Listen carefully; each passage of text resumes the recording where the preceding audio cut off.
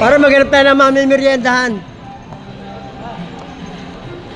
Sa taas, meron yata daw yung Korean food. O, doon tayo. Kung di ka, Japanese food.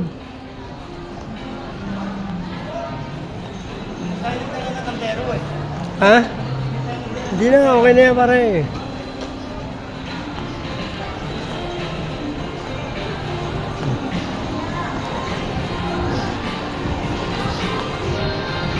May init ka. Saan tayo pare? Taas tayo.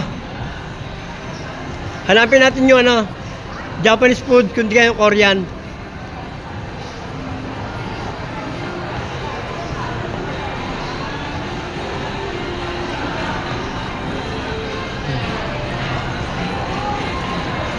Para dyan tayo sa hagdanan ng mga andar, oh.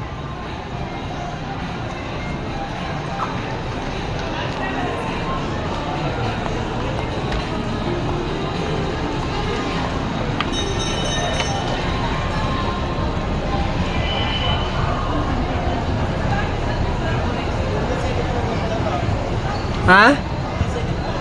Oo.